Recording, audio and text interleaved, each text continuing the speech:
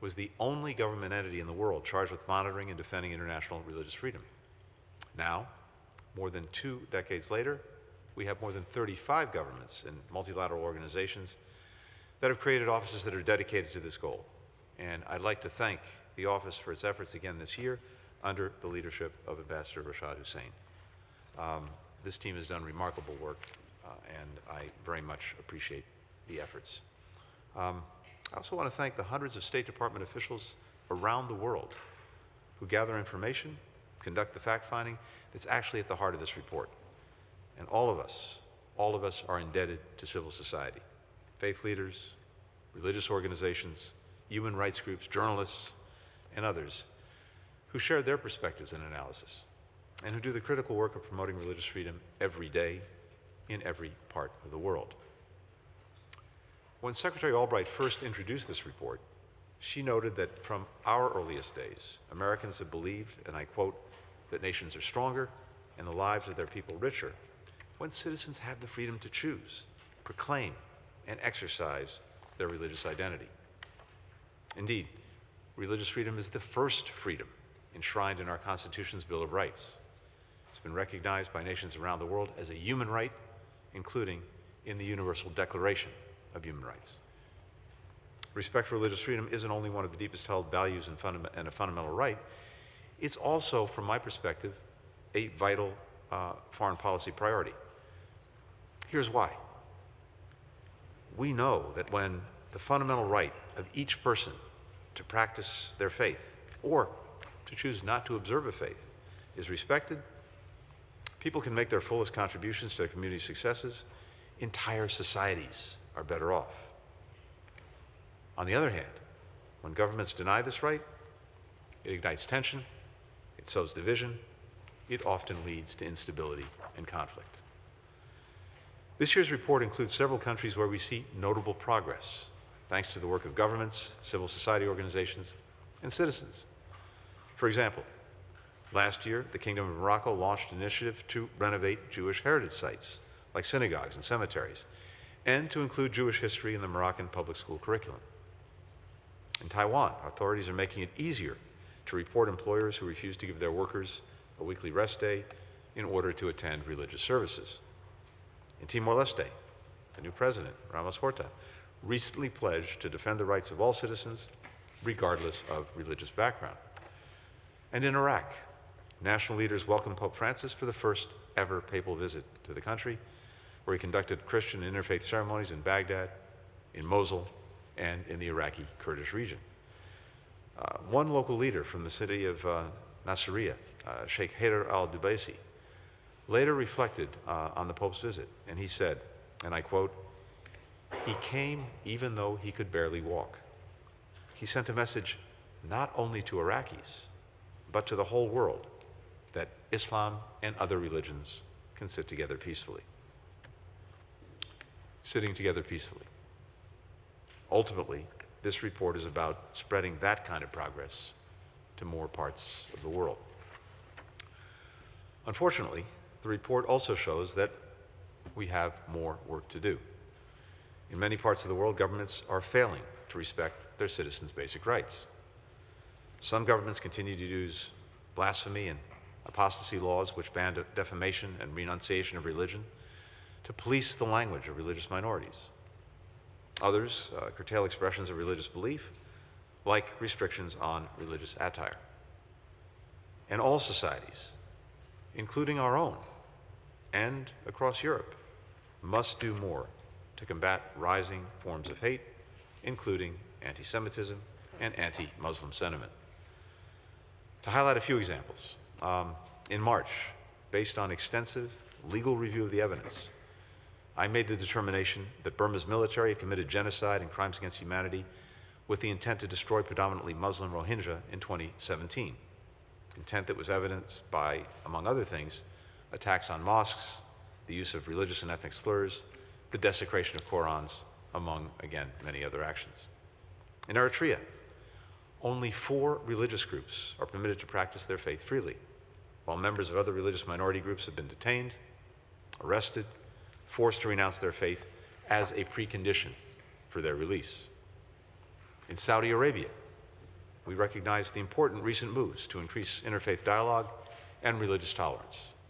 However, publicly practicing any faith other than Islam remains illegal, and the government continues to discriminate against members of religious minority communities.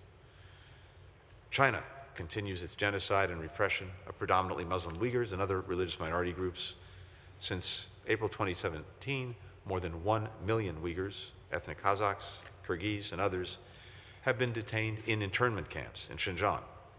PRC continues to harass adherents of other religions that it deems out of line with Chinese Communist Party doctrine, including by destroying Buddhist, Christian, Islamic, and Taoist houses of worship, and by erecting barriers to employment and housing for Christians, Muslims, Tibetan Buddhists, and Falun Gong practitioners. In Afghanistan, conditions for religious freedom have deteriorated dramatically under the Taliban, particularly as they crack down on the basic rights of women and girls to get an education, to work, to engage in society, often under the banner of religion. Meanwhile, ISIS-K is conducting increasingly violent attacks against religious minorities, particularly Shia Hazaras. In Pakistan, at least 16 individuals accused of blasphemy were sentenced to death by Pakistani courts in 2021, though none of these sentences has yet to be carried out. Beyond these countries, the report documents how religious freedom and the rights of religious minorities are under threat in communities around the world. For example, in India, the world's largest democracy and home to a great diversity of faiths, we've seen rising attacks on people in places of worship. In Vietnam, where authorities harass members of unregistered religious communities. In Nigeria, where several state governments are using anti-defamation and blasphemy laws to punish people for expressing their beliefs. The United States will continue to stand up for religious freedom around the world. We'll keep working alongside other governments, multilateral organizations, civil society to do so, including next month at the United Kingdom's Ministerial to Advance Religious Freedom. At its core, our work is about ensuring that all people have the freedom to pursue the spiritual tradition that most adds meaning to their time on earth. It's about giving people the chance to express themselves freely, which is part of being their fullest selves. That's the progress. That's the progress that this report hopes to help create. So, once again, I'd like to thank everybody whose hard work made this report possible. And with that, I want to turn the floor over to the person who's maybe worked the hardest, Ambassador Hussein, to highlight a few themes from this year's report. Rashad, over to you.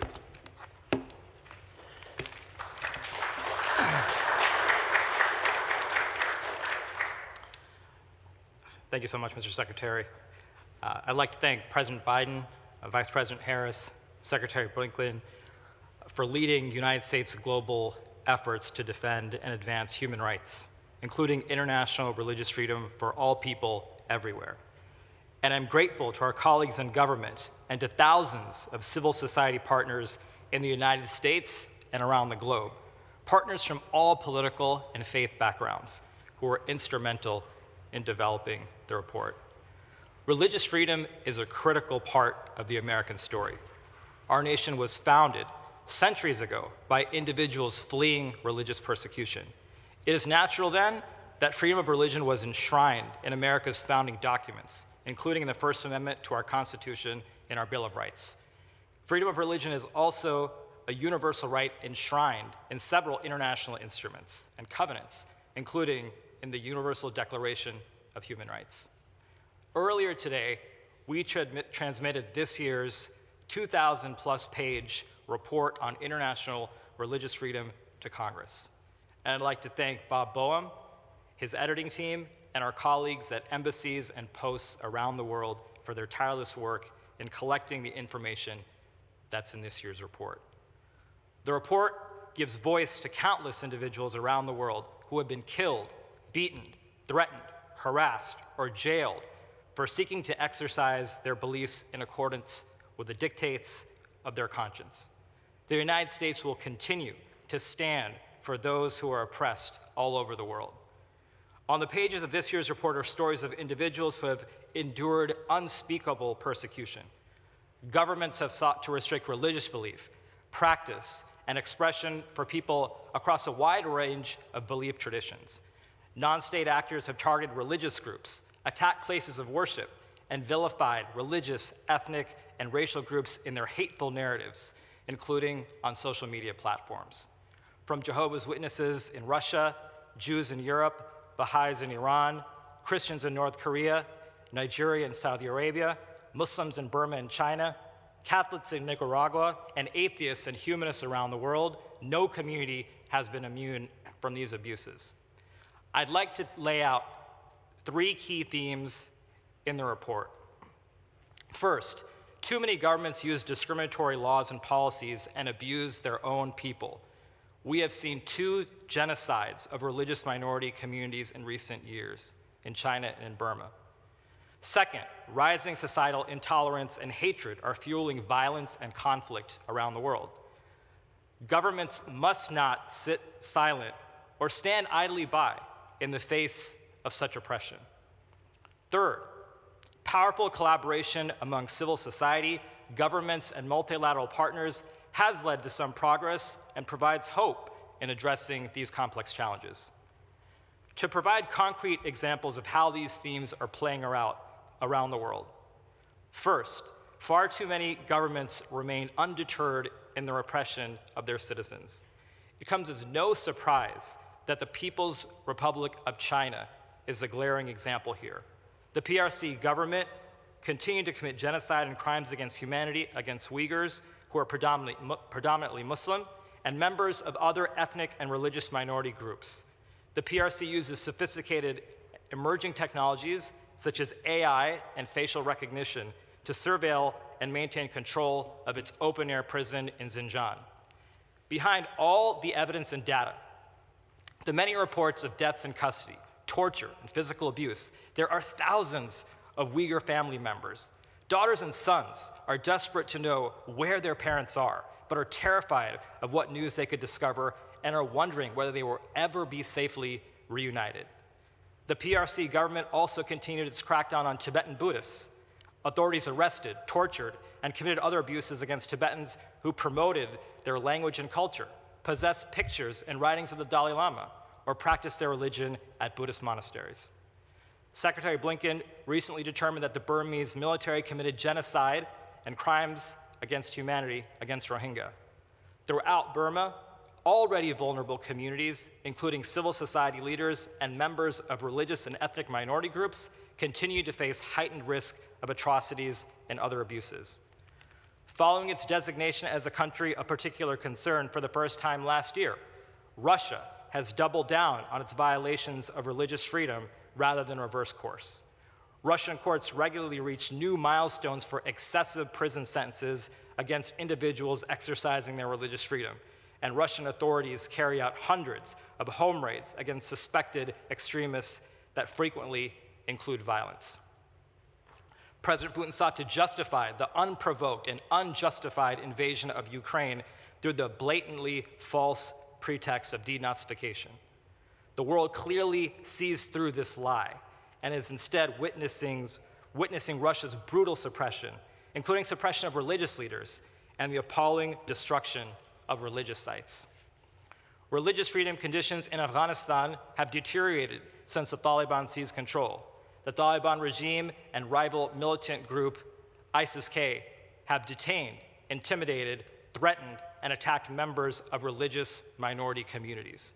And as the Secretary stated, in India, some officials are ignoring or even supporting rising attacks on people and places of worship.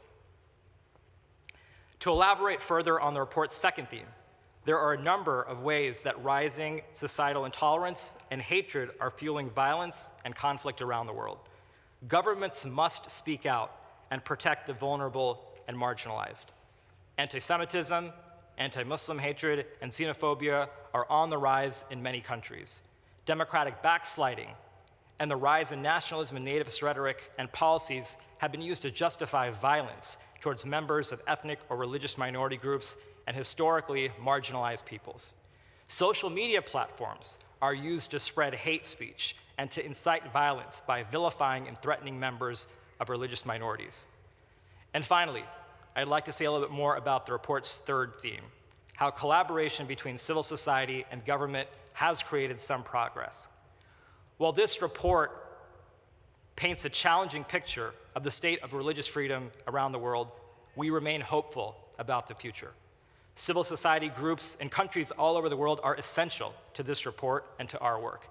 Their advocacy changes laws. It lifts up the names of prisoners, provides lawyers to fight against spurious charges, and pushes governments, including our own, to do the right thing.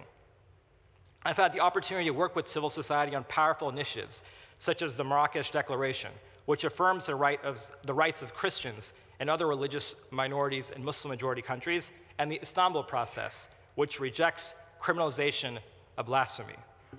Independent and strong civil societies help governments solve problems and better serve their people by shining a light on the issues that matter most. Where civil society thrives, governments operate with more transparency and accountability, creating a tangible impact on the lives of everyday citizens. We must listen to and empower the voices of civil society, including those who dissent from majority views or criticize the government, as we work towards a more just and peaceful future for us all. Change is only possible with the hard work of the groups and individuals dedicated to fighting for these rights. Today, more than ever, we have tools at our disposal to facilitate the flow of information to keep individuals informed. We have mechanisms to shed light on abuses taking place, and we have the means to hold bad actors accountable. We have more partners in this effort now than ever before, including religious leaders. And religion can be such a powerful force for good, and it should never be used to harm people. Our greatest hope is that together we can unite our efforts to ensure respect for freedom of religion or belief for all people around the globe. And we continue to stand in solidarity with all people seeking to exercise their beliefs. Thank you.